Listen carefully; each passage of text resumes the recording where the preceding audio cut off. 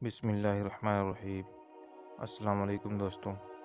روایت میں ہے کہ یمن میں ایک قبیلہ آباد تھا جس کا سردار حاتم طائی تھا۔ اب حاتم طائی کی ثقافت سے دنیا کا کون سا آدمی ہے جو ناواقف ہے؟ رسول اللہ صلی اللہ علیہ وسلم کے زمانے میں کچھ لوگ جب قید ہو کر آئے اور آپ علیہ السلام کو یہ پتہ چلا کہ ان قیدیوں میں حاتم طائی کے قبیلے کی ایک خاتون بھی ہیں، تو حضور پاک صلی اللہ علیہ وسلم نے ارشاد فرمایا کہ خاتون کو رہا کر دیا جائے۔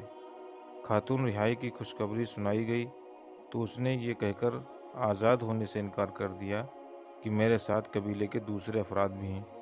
آپ علیہ السلام نے پورے قبیلے کو آزاد فرما دیا اور مال غنیمت بھی واپس کر دیا، اور نہ صرف اپنی طرف سے انعام و اکرام سے نوازا بلکہ بدفسی نفیس سرحد تک چھوڑنے کے لیے تشریف لے گئے۔ حاتم طائی کی سخاوت کے زمانے میں ایک قصہ بیان کیا جاتا ہے کہ روم کے بادشاہ کے دربار میں ایک دن حاتم طائی کی سخاوت کا تذکرہ تھا۔ ایک شخص نے بتایا کہ حاتم طائی کے پاس ایک بہترین عمدہ نسل کا گھوڑا ہے جو ہوا کی رفتار سے دوڑتا ہے، خوبصورت اتنا ہے کہ جو بھی اس کو دیکھتا ہے بس دیکھتا ہی رہ جاتا ہے۔ حاتم طائی اور اس کے گھوڑے کی تعریف سن کر بادشاہ بولا، جب تک کسی آدمی کو آزمایا نہ جائے اس وقت تک اس کے بارے میں کوئی رائے قائم کرنا عقل اور شعور کے خلاف ہے۔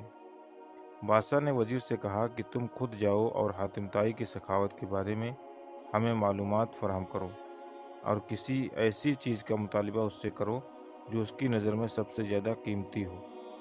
دربار میں ایک درباری نے کہا کہ حاتم طائی کے لیے سب سے زیادہ عزیز اور سب سے زیادہ قیمتی سوا رفتار ایک گھوڑا ہے۔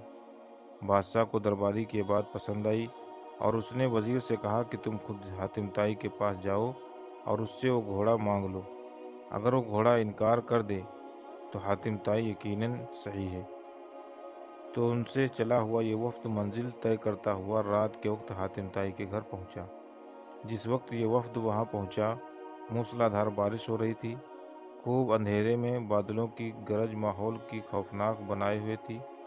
ایسے خراب موسم میں کسی مہمان کی مہمان نوازی کرنا تو درکنار گھر سے نکلنا بھی ممکن نہیں تھا، لیکن حاتم طائی نے میزبانی کا حق ادا کیا، خود مہمانوں کے تواضع اور آرام و آسائش کا پورا انتظام کیا۔ دسترخوان پر لذیذ بھنا ہوا گوشت کھا کر مہمان خوش ہوئے اور انہوں نے اپنے سفر کی تھکان کی جگہ توانائی محسوس کی اور گہری نیند میں سو گئے۔ صبح کے وقت جب بارش تھم چکی تھی تو ہر چیز دھلی ہوئی اور صاف شفاف نظر آ رہی تھی۔ ناشتے کے دوران وزیر نے مہمان نوازی اور اظہار تشکر کے بعد اپنے آنے کا مقصد بیان کیا۔ کہا کہ ہمارے بادشاہ کو آپ کے گھوڑے کے بارے میں بہت کچھ بتایا گیا ہے۔ گھوڑے کی تعریف سن کر بادشاہ چاہتا ہے کہ آپ اپنا گھوڑا بادشاہ سلامت کی خدمت میں نظر کر دیں۔ وزیر کی یہ بات سن کر حاتم افسوس کے ساتھ ہاتھ ملنے لگا اور بہت افسردہ ہو کر بولا، اگر آپ گھوڑا ہی لینے آئے تھے تو یہ بات آپ آتے ہی مجھے بتا دینی چاہیے تھی، لیکن آپ نے نہیں بتایا۔ اب میں مجبور ہوں، اس لیے کہ میرا گھوڑا اس دنیا میں نہیں ہے۔ آپ کو تو پتہ ہے کہ پوری رات طوفانی بارش برستی رہی۔ میرے لیے یہ ممکن نہیں تھا کہ چراگاہ یا کسی اور جگہ سے کوئی جانور منگوا سکتا، لہٰذا میں نے اپنے گھوڑے کو ذبح کر دیا اور اسی کا بھنا ہوا گوشت دسترخوان کی زینت بنا دیا۔ وزیر حاتم طائی کی بات سن کر حیران رہ گیا۔ بادشاہ سلامت کو جب یہ سارا واقعہ جا کر سنایا تو اس نے بھی حاتم طائی کے سخاوت کی بڑی تعریف کی۔ قبیلہ بنی کے سردار حاتم طائی کے بارے میں یوم رقم کے ایک بادشاہ نے حاتم طائی کی اتنی شہرت سنی تھی کہ بادشاہ نے محسوس کیا کہ اس کی شہرت اور اس کا نام اور اس کی عزت حاتم طائی سے کم ہے۔ بادشاہ کا دل بغض اور حسد سے بھر گیا۔ اس کے دل میں یہ وسوسہ آ گیا کہ جب تک حاتم زندہ ہے مجھے حاتم سے زیادہ عزت و شہرت نہیں مل سکتی۔ شیطانی ذہن کو استعمال کرتے ہوئے اس نے ایک چالاک فساد پسند اور لالچی شخص کو اس بات پر مامور کیا کہ وہ حاتم کو قتل کر کے اس کا سر لے آئے۔ یہ دہشت گرد اور قاتل شخص اپنے ترکش کو تیروں سے بھر کر اور تیز دھار تلوار کو لے کر میان میں رکھ کر حاتم طائی کے ملک کی طرف روانہ ہو گیا۔ جب وہ حاتم طائی کے علاقے میں پہنچا تو اس کی ملاقات ایک ایسے خوش گفتگو، خوش مزاج اور بڑے ہی پرسکون شخص سے ہوئی۔ یہ شخص کرائے کے قاتل کو مسافر سمجھ کر اپنے گھر لے آیا اور ایسے پیار اور خلوص سے اس کو تواضع کی اور عزت کی۔ ایک کرائے کا قاتل اس کا گرویدہ ہو گیا۔ دوسرے دن جب مہمان نے رخصت ہونا چاہا تو خوش گفتگو شخص نے اخلاق میں اچھے زبان سے اصرار کیا کہ مہمان ابھی چند دن اور رک جاتے اور مزید خدمت کرنے کا موقع دے دیتے۔ کرائے کے قاتل کے دل میں میزبان کی تکریم اور بڑھ گئی۔ اس نے کہا کہ مجھے ایک ضروری کام درپیش ہے، اس لیے میں زیادہ دن نہیں ٹھہر سکتا۔ میزبان نے کہا کہ اگر وہ کام مجھے بتا دیں شاید میں آپ کی کچھ مدد کر سکوں۔ کرائے کے قاتل نے رازداری سے کہا کہ بادشاہ نے مجھے حاتم طائی کو قتل کرنے کا حکم دیا ہے، اس کے سر پر بڑا انعام مقرر کر دیا ہے۔ اگر آپ حاتم طائی کو جانتے ہیں تو مجھے اس کا پتہ بتا دیں۔ یہ سن کر میزبان مسکرایا اور عاجزی کے ساتھ جھک کر کہا کہ میں حاتم طائی ہوں اور آپ اپنا کام شوق سے پورا کر سکتے ہیں، کیونکہ اگر یہ کام آپ اس وقت پورا نہیں کریں گے تو پھر لوگ دیکھ لیں گے اور وہ مزاحمت کریں گے اور آپ کے نام سے محروم رہ جائیں گے، آپ کو انعام نہیں ملے گا۔ یہ بات سن کر کرائے کے قاتل نے اپنے میزبان کے پیروں میں گر کر اس نے اپنی تلوار اور تیروں سے بھرا ہوا ترکش پھینک دیا اور کہا کہ ایسے معزز سردار کے جس پر پھول مارنا بھی گناہ عظیم ہے۔ سخاوت کے بارے میں ایک مجلس میں حضور قلندر بابا اولیاء رحمۃ اللہ علیہ نے فرمایا کہ ایک شخص حضور صلی اللہ علیہ وسلم کی خدمت میں حاضر ہوا اور اس نے عرض کیا کہ یا رسول اللہ مجھے شہد چاہیے۔ آپ علیہ السلام نے فرمایا کہ عثمان کے پاس چلے جاؤ۔ جب یہ شخص حضرت عثمان رضی اللہ تعالیٰ عنہ کی خدمت میں پہنچا تو وہاں بہت سارے اونٹ بیٹھے ہوئے تھے اور گیہوں کی بوریاں لادی جا رہی تھیں۔ اس شخص نے دیکھا کہ ایک بوری کا منہ کھل گیا اور اس میں چند کلو گیہوں زمین پر گر گئے۔ حضرت عثمان رضی اللہ تعالیٰ عنہ نے جب یہ دیکھا تو انہوں نے اپنے ملازم سے باز پرسی کی اور اس کو یہ گیہوں زمین پر کیوں گرے ہیں۔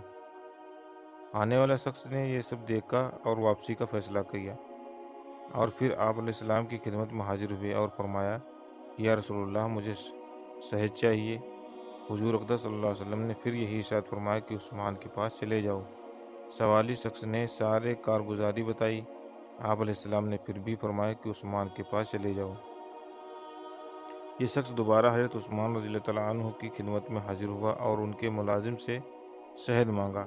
ملازم نے حضرت عثمان رضی اللہ تعالیٰ عنہ سے کہا کہ اس آدمی کو شہد چاہیے۔ حضرت عثمان رضی اللہ تعالیٰ عنہ نے فرمایا کہ اسے شہد دے دو۔ ملازم نے برتن مانگا۔ آنے والے شخص نے کہا کہ میرے پاس تو کوئی برتن نہیں ہے۔ ملازم نے پھر حضرت عثمان غنی رضی اللہ تعالیٰ عنہ سے عرض کیا کہ حضور اس کے پاس تو شہد لینے کے لیے برتن بھی نہیں ہے۔ حضرت عثمان غنی رضی اللہ تعالیٰ عنہ نے فرمایا کہ شہد کا کپا اٹھا کے دے دو۔ آنے والے شخص نے کہا کہ میں کمزور آدمی ہوں، اتنا زیادہ وزن تو اٹھا نہیں سکتا۔ ملازم نے پھر حضرت عثمان غنی رضی اللہ تعالیٰ عنہ کے پاس گئے اور کہنے لگے کہ آنے والا شخص بہت کمزور ہے اور اتنی شہد اٹھا نہیں سکتا۔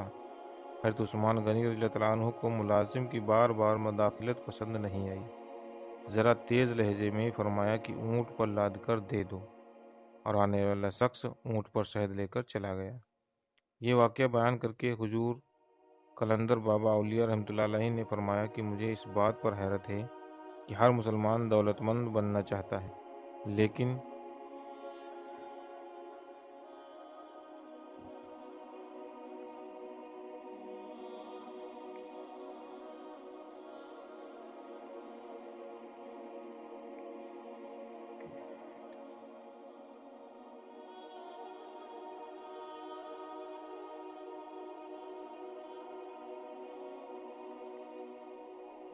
کوئی آدمی حضرت عثمان غنی رضی اللہ تعالیٰ عنہ کی طرز عمل کو اختیار کرنا نہیں چاہتا۔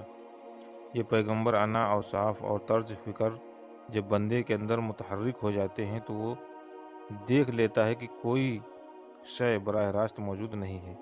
ہر چیز کا وجود اللہ کی حاکمیت پر ہے۔ سارے جہانوں کا بادشاہ اللہ ہی ہے۔ انسان زندگی میں جس چیز کو حاصل کرنا چاہتا ہے تو ضروری یہ ہے کہ اس چیز سے متعلقہ لوگوں کی صحبت اختیار کی جائے، مگر ہم شیطان کی قربت کے لوگ جو شیطانی اوصاف پسند کرتے ہیں، اور اگر ہم رحمان سے قریب ہونا چاہتے ہیں تو رحمان کی صفات اختیار کرنا چاہیے۔ اگر آپ بھی اللہ تعالیٰ کی قربت اختیار کر کے کائنات میں ممتاز ہونا چاہتے ہیں تو اللہ کی مخلوق کی خدمت کیجیے۔ بلا شبہ محبت رکھنے والوں کے ساتھ اللہ دوستی کا ہاتھ بڑھاتا ہے، اور دوست کی ہمیشہ نوازش ہوتی ہے۔ اللہ تعالیٰ آپ کو اور مجھے بھی ان سب باتوں پر عمل کرنے کی توفیق عطا فرمائے۔ اور اگر آپ کو یہ ویڈیو اچھی لگی ہے تو پلیز لائک کیجیے گا۔ اگر ابھی تک ہمارے اس چینل پر نئے ہیں تو چینل کو سبسکرائب کیجیے گا۔ اب ملتے ہیں اگلی ویڈیو میں، تب تک کے لیے اللہ حافظ۔